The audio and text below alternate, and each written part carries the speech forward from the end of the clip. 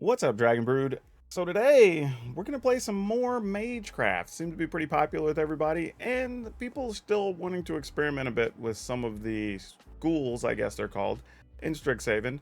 And this actually plays a bit different than the last one we put up a couple days ago, because we did have a Selesnya one, which is green-white. This one's gonna be black-white, and I think it's gonna make good use of a popular character. It's gonna make good use of some extra cards that we haven't really played in some other lists, which is very nice. And it's going to give people some options because I think one of the cool things is that when you have a mechanic like Magecraft, it is nice to be able to like switch cards up, maybe try some different colors. Even if like maybe the metagame changes and you like playing that style of deck, but maybe you need one or two answers that maybe blue or green didn't give you, right? Well, maybe you can dip into black a little bit. Maybe you needed some discard for those slower control decks. Okay, well maybe black can give you that. So let's just see. It'll be something new and fun for some people, and maybe it's just another option for others, and for some, it's going to be a damn entertaining Magic video.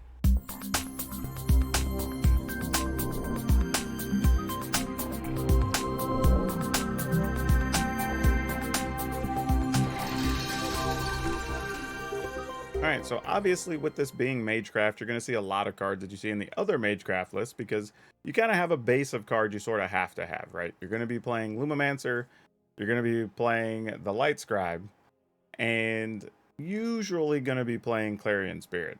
Then after that, it kind of starts to diverge a little bit on what cards you're going to want. Uh, like, obviously, you want your cantrips in each of the appropriate colors and things like that. But beyond that, it's a little difficult to decide what you want to go with. But let's go ahead and run down this list. We are going to go ahead and go with Luris. Because we're not playing anything that costs more than 2, we decided not to go with Mavinda here. We're just going to go with Luris instead and see how much of a difference that makes. We are playing again the 4 Lumimancer, no surprise. Defiant Strike, I would also say, is becoming pretty much a automatic 4 of in these lists as well. Like, it's a +1, which helps your attack, but then it also lets you draw a card. And if you can chain even 3 spells together in a turn, that's a really good turn most of the time in this deck. So you can't really play without that. Fight is one I really like. I feel like you can't do with less than 3 of those in these lists. I know I've seen some people not play it. Some people play 1 or 2. I'm a 3 to 4 person in my Magecraft list at this point. I'm starting to get really attached to that card. I have a couple of Selfless Savior. Would not be surprised if you want to go up to 3 or even 4 Selfless Saviors. Just being able to protect your Magecraft creatures is very, very important. So if this is the way you got to go about it, go for it. Then we're playing 2 Lash of Malice, mostly because this is a kind of a two-way card. It can be used as a removal card to get rid of stuff that's small. Also gets around the Selfless Savior your opponent might have if you're trying to take out something small, or if you're just trying to reduce the toughness of something, and get rid of it. Then you also have the option of playing it aggressively, right? Because if you put it on your own card, where it's already going to be bigger than a 2 toughness, then you don't mind giving it -2, especially if it's going to be getting an extra 1 or more, because of Magecraft activating. So very cool that you can use that both ways. Then we have Clarion Spirit. And this is another good thing too, right? Because you have some of these other 1 mana spells, gives you a chance to play multiple cards and almost guarantee you get some of those spirits. Playing 1 Kabir Takedown, it's kind of as an extra land in the deck, but if you don't end up needing land, you can use it as a removal card, obviously. The Light Scribe, obviously, we talked about that. 2 Tajiri Shelter. I don't know how many Tajiri Shelter most people would be willing to play. For me, the number is usually 2 or 3. And it's oftentimes just to punch through an attack, right? Your opponent gets to where they have just a couple of blockers, and you just need to make sure they can't block your best thing, or force them to block with the creature they don't want to, is what happens a lot. But I've also used it just to stop a removal card. They decide they want to Heartless Act something, you go ahead and make a protection from black. Show of Confidence, this is just good for getting to use a bunch of spells on one turn. Obviously, there's many times you're going to play this, and you're going to make 3 or 4 copies pretty easy. Heartless Act for 2. The Humiliates, like we're talking about, having some discard as an option. So this is one way we can do it. Killian, Ink Duelist. This is really a fan favorite card out of the set, and people keep trying to find more ways to use it. Here it makes sense, because you have stuff like Show of Confidence, Jerry Shelter, Heartless Act that you can use on your opponent's creatures. Still make it cost 1. Even stuff like Kabir Takedown works. So they have a few spells in here that could benefit from Killian. We also have 2 Vanishing Verse. Just another way to remove some stuff. It does require both white and black and it's more of a defensive card, so you can't really always use it on the aggressive turns. So we're playing a couple of copies of those. Baleful Mastery, again, also gets a bit of benefit from Killian, because you can play it for 2. You can play it for the cheap cost without actually having to give up anything, which is awesome. Also, being able to exile a thing protects the card, at least guarantees you get to kill something even with a Selfless Savior out, which is nice. We're playing 1 Silverquill command, mostly because if you can make one of your big Magecraft creatures come over the top, that's going to be huge. Being able to get one back out of the graveyard, because everything here costs 2 or less, so that's awesome. So like every part on here is actually really useful for this particular deck. And again, if you have Killian out, this could just be 2 mana. Then we're playing 1 Agadeem's Awakening. We're not really wanting the game to go long, and we usually don't get a pile of mana. But you never know. Maybe your Lurrus dies, you're going to get Lurrus back and a couple things. Like, this is one way we could do that. Then for land, we're just playing 8 plains, 8 swamps, 2 Shine Shadow Snarl. And then, of course, we have the other double face cards in the deck, kind of doubling up as mana. So that's it. That's the deck. Remember, we're going to watch some games. We'll talk about updates on the other side. And we'll have a card spotlight for you. I don't think this does anything, right? I think we have to mulligan that, right? Well, this isn't significantly better either. I'm gonna get rid of Show of Defiance. Or Show of Confidence. Alright. This is probably worse than what we had, but I guess we just swapped for a better removal card.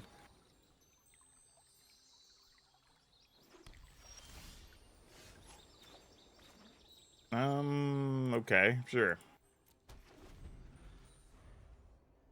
You know what I wish, and I don't know, probably nobody from Wizards is watching this, but I think cards like Snarl, I would like for you to have to choose while it's in your hand. Like, I decide I want to play. You know how you decide like what color the pathways go on? It would be really cool if I drug that out and then it asked me, do you want to reveal a land or not?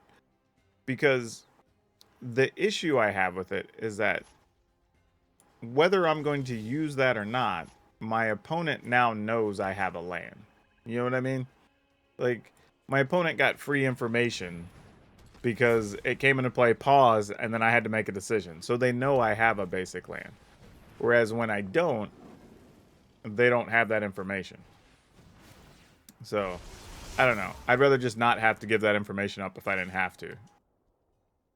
Yeah, no blocks. I'm good.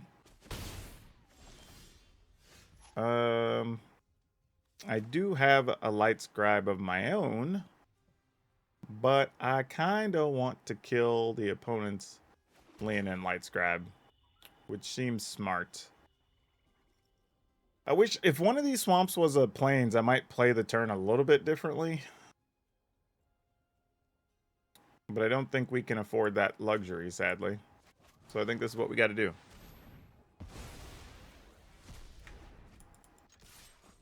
I mean, a little bit of life gain. We'll see what it leads to. But yeah, I definitely need a white land next turn, because that opens up the door for a lot of things to happen. Even if it's just like leaving a fight as 1 up to be able to attack both these creatures would be great. Or being able to like humiliate, then oh, Burgi in that deck. Alright, I like what the opponent's doing. That's going deep. So allowing you to chain spells with the Lumamancer, like, I can dig it. That's pretty cool. That's pretty sweet, actually. I'm not gonna lie. That's pretty damn cool.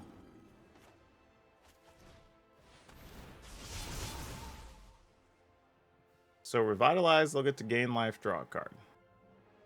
This, they can discard a card, draw 2 cards, which they'll have extra mana from Burgi, which is pretty slick. All of these let them draw a card. Okay, well.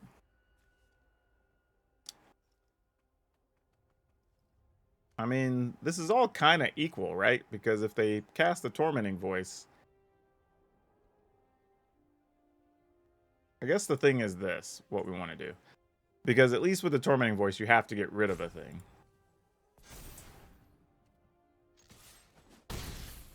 Alright. Ooh, did not want you to find another one of those. That sucks. Yep. Those are big. I do agree. And then they can cast the Tormenting Voice now. I'll give the opponent credit. This is a cool way to do it. And if you can generate enough mana to keep using it, like, Burgie's pretty sweet. Because even here, they could use Tormenting Voice, right? Get rid of a card that generates a mana. If one of the cards they draw is a, like, not a ram through, but what's... Oh, they found a land, too, to go with. So, it could be 2 mana now. Yeah. Oh, that's so good for them. So good. I'm just going to take it. Because I'm going to draw a creature here. No, okay, I failed. I did not draw a creature here. I was far from doing anything of the sort. Then what's the plan here? I mean, if we put Lurrus in hand, is that even enough to matter? We know they have a creature in hand, and we have a 3/3. I think we do. And our plan's probably just going to be play Defiant Strike here. Or not Defiant Strike, but Fight is one. If they get a spell, we're just dead. Okay. Resolve that. Hopefully that's just a land in hand. If it's a spell, we're toast. Yeah, we're dead. Oh no, they're just attacking with Burgie. We are not dead. Oh, that's good news. Like, if they'd have came with everything, I'd have been like, ah, they found like a Defiant Strike or something. Which, I don't know, Defiant Strike, would that even been enough? That'd have been 3, 4, 5, 6, plus 1. Yeah, that'd have been exactly enough. Alright, well, we're going to block. You know what? I'm actually not going to use...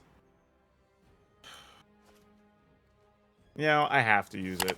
We just can't afford to lose this, sadly. If it had been like another Bone Crusher. Well, no, but even then, if it's a Bone Crusher, they would have just shot me. I should have just used Defiant Strike, actually. Oh, the opponent gave up anyway. I don't think any of them are particularly bad. I just think, you know, you got to be explosive. And if you're not, then game's over. You know, I think there's very little to it. It's more of a... definitely more of an art than a science, they would say, you know? Alright, let's see what we can do with this. Sword of the Realms. Okay, well, that's going to be a thing. Not going to be excited about that. That is for sure. I guess we just attack? I mean, do we attack with both of these? Because the opponent doesn't have any creatures right now? I mean, because then if they block, like, what are they going to do? If they get rid of this, it's probably going to be with, like, Apparition or something anyway. So, sure. Well, at least Defiant Strike.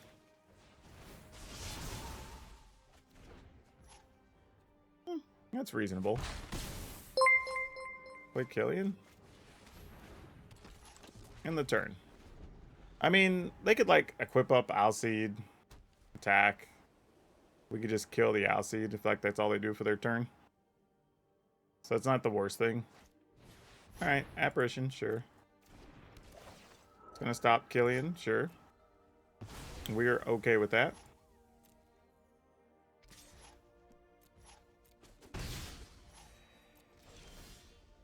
Ooh, that's cute.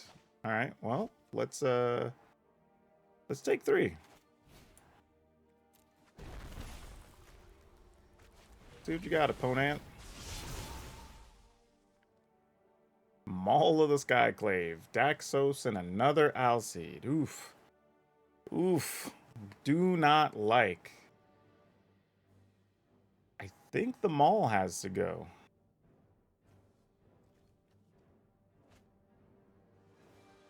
Put the counter here. And then I think we just, no.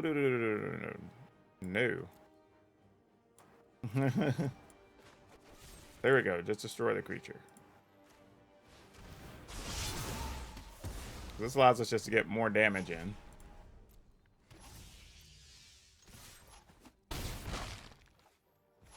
So now if they do play like Daxos Alseid, like, alright, sure.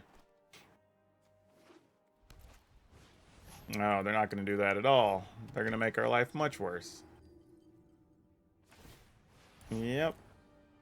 Sounds about right.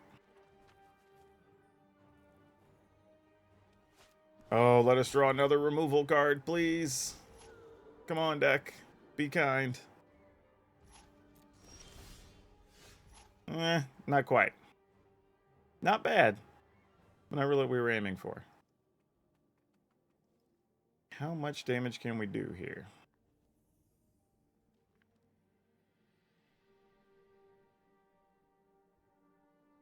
I'm also trying to decide, is it worth it to try to get Luris down next turn also? But let's attack, see what the opponent's up to. This just gives them +2 in vigilance. It doesn't give them first strike or anything. Oh, they're letting it through. Is that enough? I think so. Even if it's not, whatever. It'll look fancy.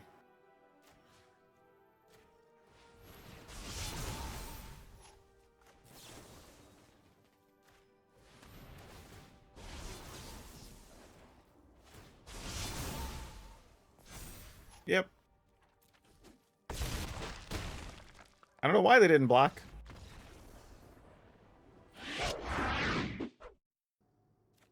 This hand's real bad. Easy mulligan. This one's better. Keep. I just don't know what we get rid of. The opponent already mulliganed one. I think we just have to try to force through a Clarion Spirit of some kind. In some way, I should say. Okay, well, that'll help.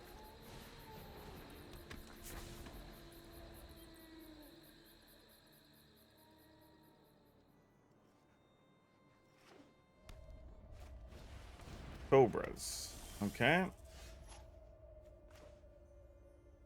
Well, I guess here the question becomes, you know what? Let's go ahead. Let's take away what you might be able to do with that Cobra here.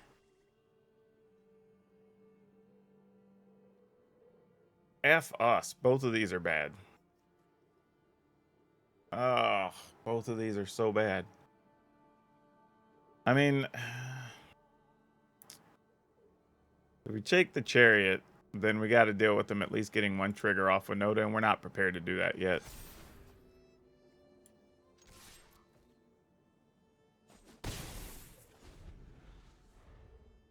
Man, that sucks too. That's one of the other Winota builds I've been thinking about too.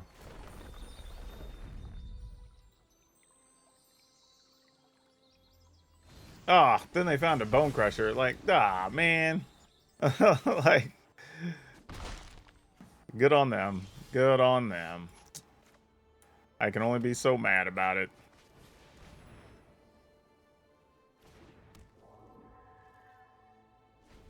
Artifact hate? Nah, not in this list. All right. Well, here it comes now, right? Yeah, there goes the Chariot.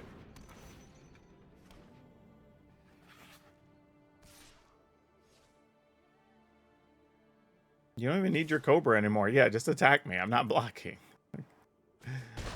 Like, they for real just don't need Cobra. I was like, why are you so concerned there?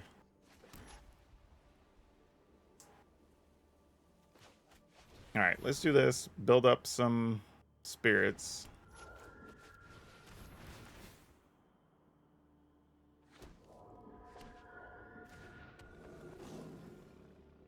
No attacks.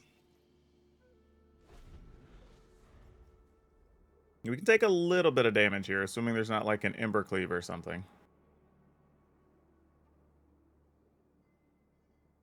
The best thing we could have happen here, realistically, would probably be like Defiant Strike, Defiant Strike.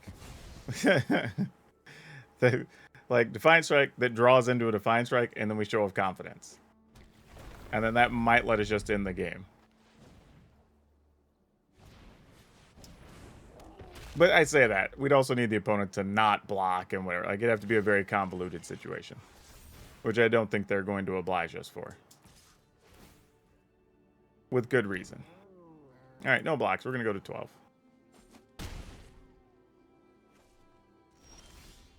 Well, Selfless Savior. You aren't awful. What are we doing here, though?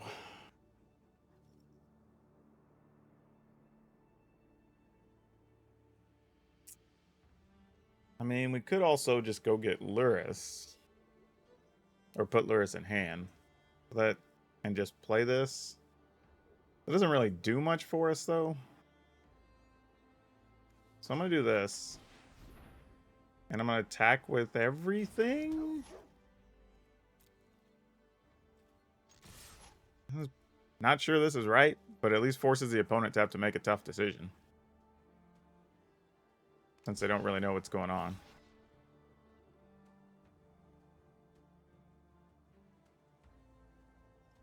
Is that it? Sparrow Sentinel's not even going to try to block a spirit or anything? Like nothing? We're not even trying? Okay, if they just go ballsy and don't block, they actually are sadly still alive, right? Because this basically just adds 2, 4, 6, 7, 8, 9, 10, 11, 12, 13, 14. But we do make a couple of blockers. So, sure.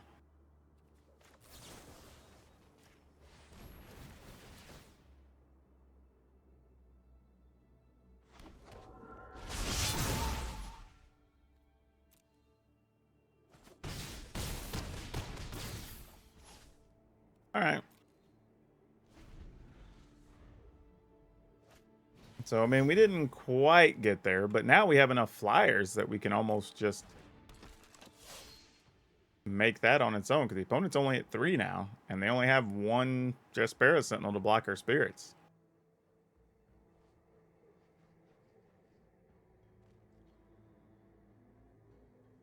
I think that's it. Unless that's another, like, Bone Crusher Giant or something.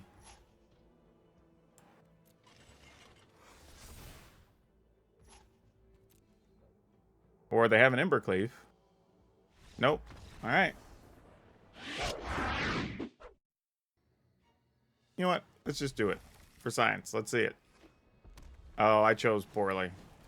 A red deck is not the one where you want to be making this type of test.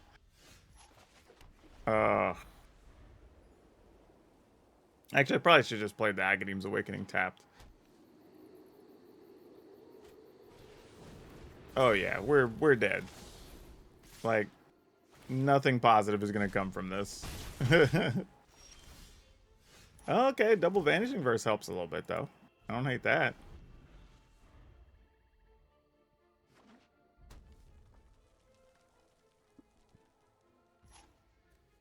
Yeah, gonna get to play my things. Not a lot we can do about it. Sadly, we have to at least risk taking the damage here so we can get rid of an axe with this Vanishing Verse. If they have one.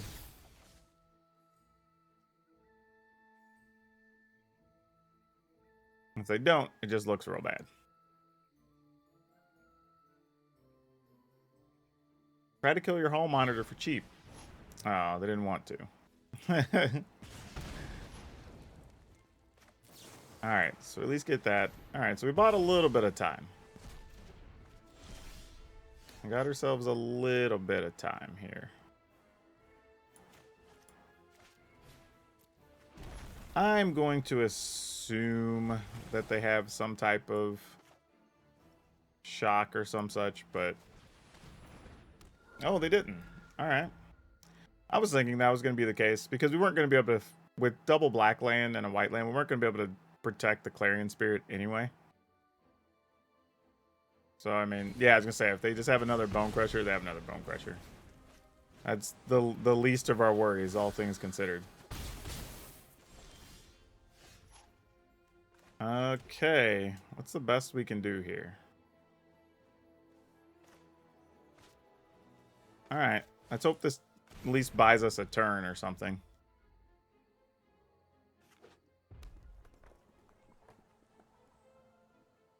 They're gonna attack and... Oh, there's an axe. Okay. Untap land, maybe? Ooh. I was thinking if there was a chance we could have got Luris down and still left mana open for Vanishing Verse, that'd have been super sweet. Now I think we're in a situation where we have to play Killian, leave. Man, we're only at 7. Yeah, I think we have to play Killian. And then be able to Vanishing Verse and Axe. I think is our only real play.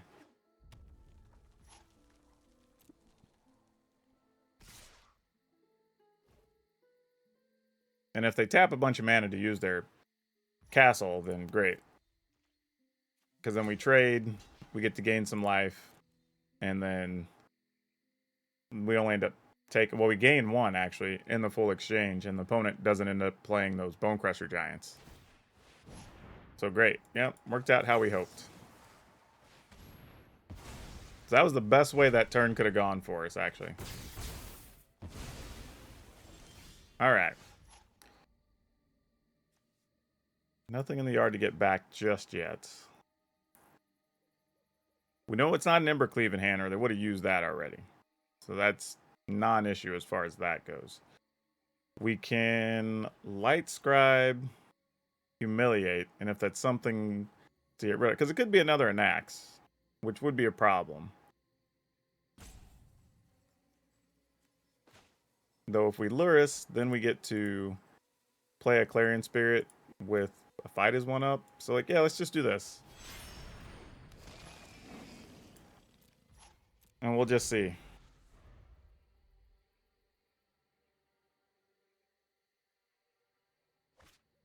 Okay, Robber. Which could end poorly for us. Well, you probably should have attacked first, opponent, I would imagine.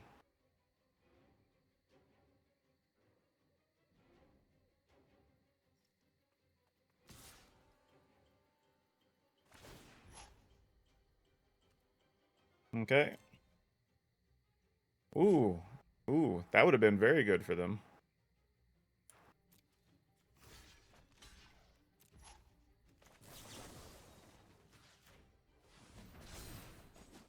And this makes a creature not block, so we have to be aware of that too. So lots of miscellaneous moving parts here that we're worried about. Okay. We could Humiliate to make Luris big.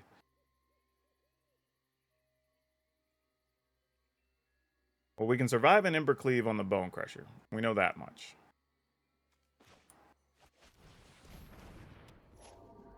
So let's do...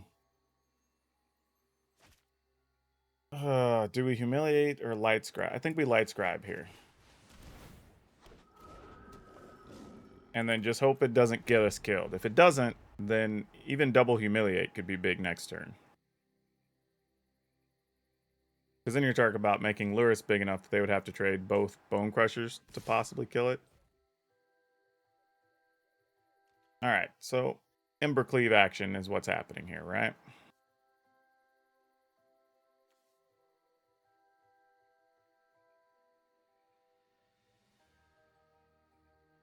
So if Embercleave, that's 10, so we just have to block the Hall Monitor then, right? I mean, admittedly, we're only going to 1, but like, if they have it, they have it. They just get us.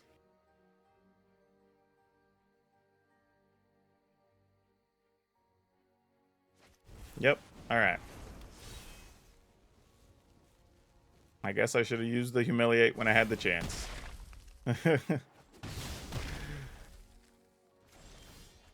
Now, is there any way we could gain more than 10?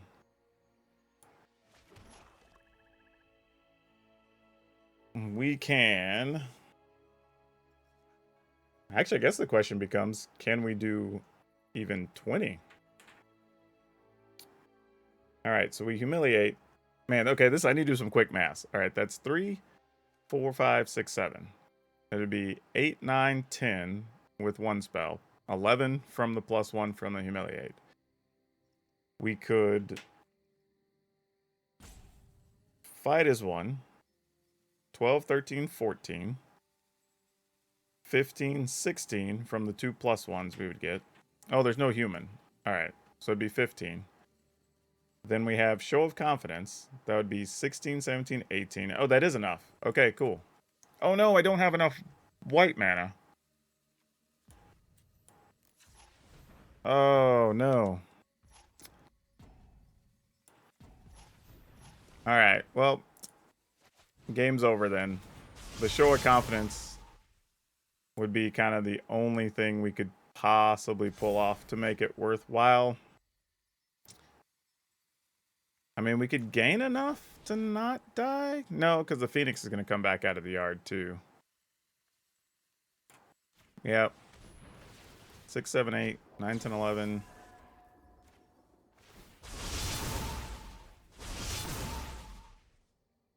Man, so close. So damn close.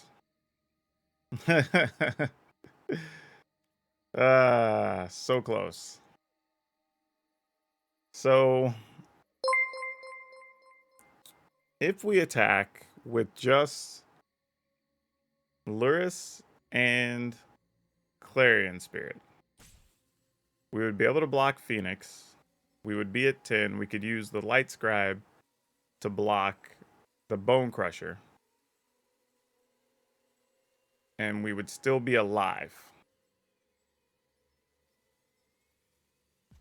And then is that enough for us to win next turn with just the flyer? Actually, we have to have it be like this. I think. Man, this is really tight.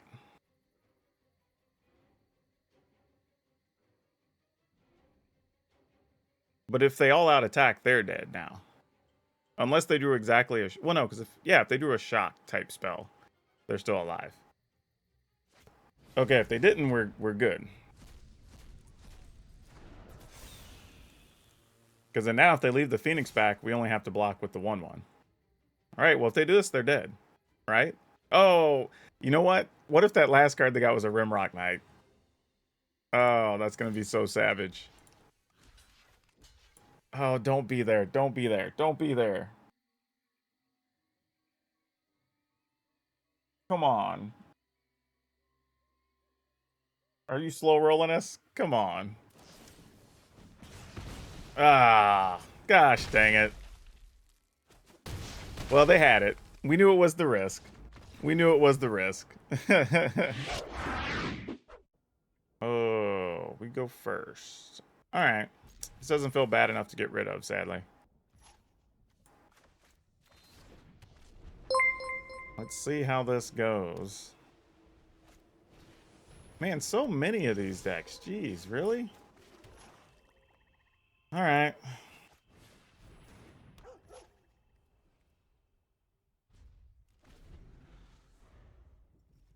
Let's see what's up.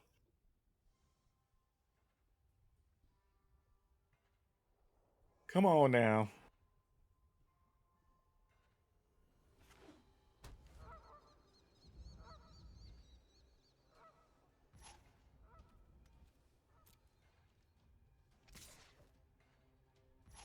Yeah, I'm good. You can get your free attack in.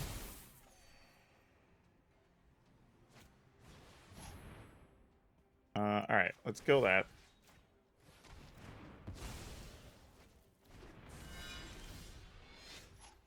And then we can play Lumamancer. Pass. So we can see what the opponent does. Because if they have another, like, Alseid or something, then we want to go ahead and just kill Daxos.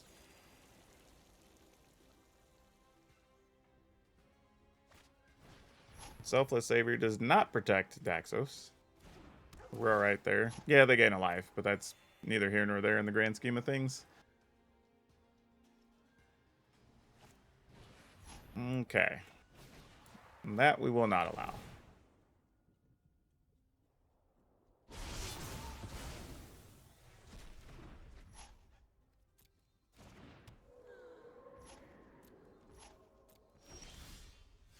Ooh, well, dang. You know what? Nope, still doing this. Still doing this. Sticking with my original thought. Mostly because Light Scribe, next turn if we get a spell, we could Light Scribe and something, and we'll just be attacking with more damage with an extra 1/1 in there. Now, let's get in there here with this clever Lumomancer. See what the opponent's up to. We're mostly doing it to get a card and make a spirit. Okay. Bring their life total down a little bit. Oh, excellent. That's a great card to draw there. All right. Now we're talking.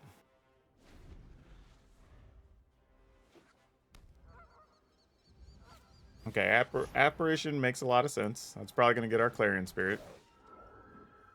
No, getting Lumomancer. Okay. I can live with that too.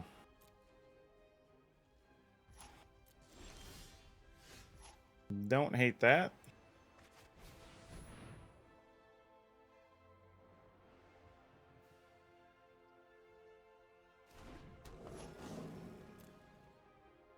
And we're going to go ahead and attack.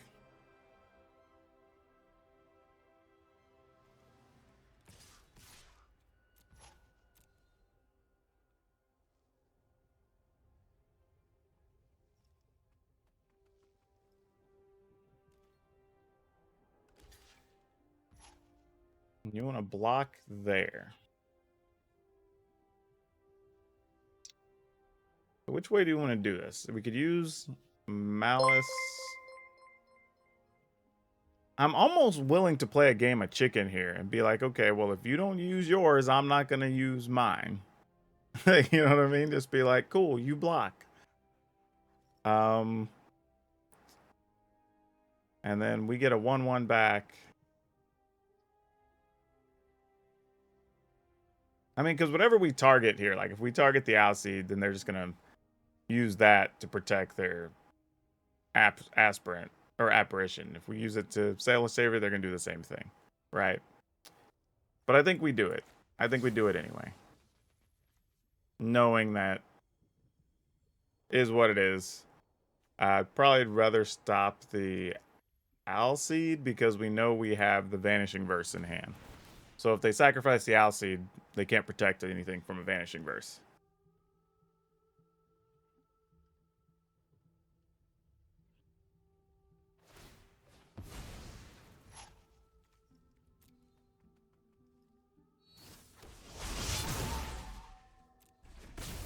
All right.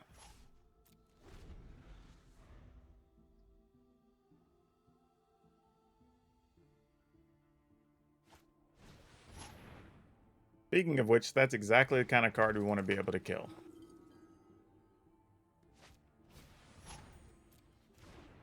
And Selfless Saviors don't really do much to our other plan. I mean, I assume you're going to put the counter either, I'll say, on the Apparition or the Aspirant. There's really no other choice there. Oh, and they're attacking. Okay. No blocks. I don't know what they expected us to do here.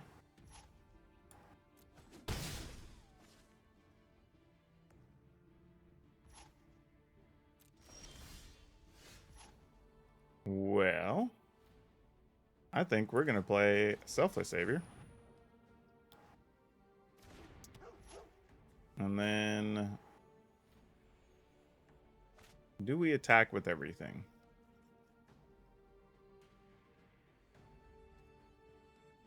Alright, we do, but then we're just going to kill the Aspirant anyway.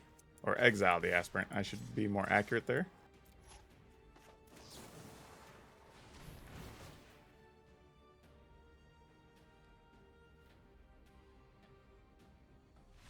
Yep. Alright.